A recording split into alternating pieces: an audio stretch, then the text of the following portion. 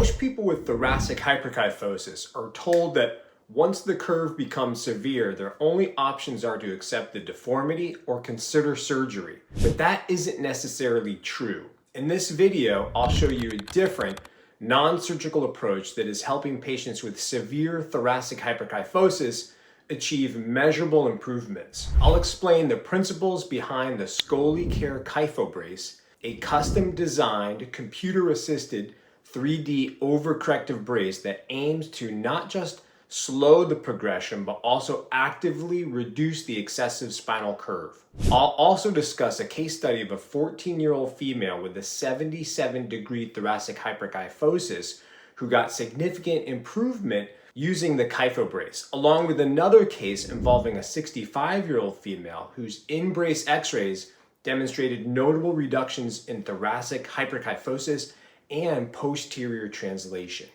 If you have thoracic kyphosis, you may be struggling with pain, worsening posture, loss of height, breathing restrictions, or concerns about surgery. In this video, I'll show you how a comprehensive, non-surgical treatment strategy may help restore function and improve long-term postural control. In some cases, it may even help reduce the thoracic hyperkyphosis. Hi, I'm Dr. Marc Dupuis, a corrective care chiropractor here in Sanford, Maine. What is thoracic hyperkyphosis and when does it become a problem? Before we can talk about thoracic hyperkyphosis, we first need to understand what a normal thoracic curve looks like. A normal thoracic curve should have a smooth rate of curvature. There should be slightly more curvature towards the upper thoracic curve and less curvature as you approach the lumbar spine. But overall, it should be a smooth, continuous curve. In most adults, somewhere around 44-45 degrees. Thoracic hyperkyphosis occurs when the normal curve of the thoracic spine becomes excessively rounded. In some individuals, this develops gradually from years of postural habits. The upper back spends prolonged periods in a forward flex position, often from sitting, studying, computer work, or device use. Initially, this may start as a postural displacement, but over time, the body begins adapting to that position. The joints, ligaments, muscles, and other supporting tissues can become remodeled, eventually leading to structural changes within the spine itself and an increase in the thoracic curve, which is considered hyperkyphosis. One of the biggest frustrations I hear from patients is that they often assume a rounded upper back is simply a cosmetic issue, when in reality, those postural changes can persist for years. They can become progressively more difficult to reverse. However, not everyone with thoracic hyperkyphosis develops the condition from postural stress. Some patients have a true structural deformity, meaning the alignment of the spine itself has developed abnormally. These individuals often find that no matter how much effort they put into trying to stand taller or pull their shoulders back, the excessive curve remains. A common structural cause is Scheuermann's kyphosis, also known as Scheuermann's disease. This condition typically develops during adolescence and is characterized by wedge-shaped vertebrae that contribute to an abnormally increased thoracic curve. Radiographically, Scheuermann's kyphosis is generally defined by 3 or more consecutive vertebrae that are wedged by at least 5 degrees each, resulting in a rigid structural hyperkyphosis. Many patients come in believing they just have poor posture. After reviewing their posture analysis and x-rays, it is not uncommon to find structural changes that cannot be corrected simply by trying to stand up straight or with traditional chiropractic adjustments. Understanding how thoracic hyperkyphosis develops is important because the excessive curve affects much more than appearance alone. As the curve progresses, it can begin creating consequences throughout the rest of the body. A change in posture is often the first thing people notice. As the thoracic curve becomes more excessive, the effects can extend well beyond appearance and begin influencing how the body functions on a daily basis. For teenagers, one of the biggest concerns is often self-confidence. Adolescence is already a challenging period, and a visibly rounded upper back can make young people feel self-conscious about their appearance. Some begin avoiding certain clothing styles, avoiding sports or social situations, even taking pictures because they feel uncomfortable with their posture. In many cases, the concerns are not just about pain. They're worried about how they look, how they stand, and whether people will notice the change in their posture. As patients move into adulthood, the physical consequences often become more noticeable. The muscles of the upper and lower back must work harder to keep the body upright. This frequently leads to chronic muscular fatigue, stiffness, and pain throughout the thoracic and lumbar spine. Many adults describe feeling compressed, noticing a gradual loss of height, or feeling as though their body is constantly being pulled forward. As the thoracic spine and rib cage become stiffer, breathing mechanics can also become less efficient, making deep breathing feel restricted. In older adults and seniors, the consequences can become even more serious. Research has linked severe hyperkyphosis to impaired balance, slower walking speed, increased fall risk, greater fracture risk, and even a loss of independence. A forward-shifted center of gravity makes everyday activities more difficult and increases the likelihood of requiring assistance later in life. The effects are not limited to the musculoskeletal system. Severe thoracic hyperkyphosis can contribute to reduced lung capacity, pulmonary complications, digestive issues such as reflux, and a declining overall physical function. Research published in the Journal of the American Geriatric Society found that older adults with hyperkyphosis had a 1.44 times greater risk of mortality compared to individuals without hyperkyphosis. Other studies have reported hazard ratios of approximately 1.4, representing about a 40 to 44% increased risk of death. Importantly, this elevated risk remained even after adjusting for factors such as age, smoking status, and bone mineral density. This is why severe thoracic hyperkyphosis should never be dismissed as simply a posture problem. As the curve progresses, the stakes become much higher, which naturally leads many patients to ask, what can be done to stop the progression and avoid the possibility of surgery? When thoracic hyperkyphosis becomes severe, spinal fusion surgery may sometimes be recommended. For certain patients, surgery can be an appropriate and necessary option. However, many individuals understandably want to explore conservative options first before considering such significant procedures. One of the biggest concerns patients express is the permanent nature of spinal fusion. Surgery involves stabilizing sections of the spine, which can reduce motion in the treated area and requires substantial recovery periods. Like any major surgery, there are also potential risks and complications. Given the potential consequences of progressive thoracic hyperkyphosis, many patients understandably want to know whether there is a non-surgical option that does more than simply watch and wait. This is where the ScolioCare KyphoBrace comes into the conversation. Unlike traditional braces that primarily focus on supporting the spine, the KyphoBrace is designed with a corrective goal in mind. It is a custom-made brace that is designed specifically for the individual patient using computer-aided design and manufacturing technology. Rather than relying on a one-size-fits-all approach, every brace is built around the patient's unique spinal alignment, posture, and deformity pattern.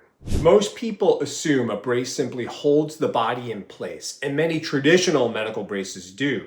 In practice, the goal of the KyphoBrace is much more ambitious. The KyphoBrace is designed as a three-dimensional overcorrective brace that aims to not only prevent further progression of thoracic hyperkyphosis, but in appropriate cases, actively reduce the excessive curve itself. The primary objective is to help restore the thoracic spine towards a more normal alignment while also improving overall side or sagittal balance. As posture improves, many patients notice additional benefits, such as improved body appearance, greater confidence, reduced muscular strain, and better overall function. That is why the overall treatment process is important. Patients who achieve the best outcomes are not simply wearing the brace. They are using a treatment strategy that attempts to influence the position of the spine, rib cage, trunk in a way that encourages long-term postural correction. Of course, the real question is whether this approach can produce measurable changes in severe hyperkyphosis cases. To answer that, let's look at two cases. One study involving a 14-year-old female who presented with a 77-degree thoracic hyperkyphosis, and another involving a 65-year-old female whose in-brace x-rays demonstrated notable reduction in thoracic hyperkyphosis along with improved posterior trunk translation. This first case study from Scheuermann involves a 14-year-old female diagnosed with Scheuermann's hyperkyphosis. She initially presented with postural concerns, pain when sitting for prolonged periods, and concerns about the condition progressing. Her initial x-rays revealed a thoracic hyperkyphosis measuring 77 degrees, representing a significant structural deformity. 60 degrees, by the way, is the cut point when you need to discuss bracing options. The treatment plan consisted of a full-time KyphoBrace along with a scoliosis balance exercise program. The goal was to stop progression and potentially reduce the severity of the curve. After just 1 month of treatment, an in-brace x-ray demonstrated a reduction from 77 degrees down to 61 degrees, representing a 21% correction while wearing the brace. The longer-term results were even more impressive. After approximately 2.5 years of treatment, out of brace x-rays showed that thoracic hyperkyphosis had reduced from 77 degrees down to 40 degrees. That was an overall reduction of 37 degrees, or approximately 48%. At a 6-year follow-up, 4 years after treatment had ended, the patient remained stable at 42 degrees. In addition to the radiographic improvements, her posture improved significantly. She became pain-free.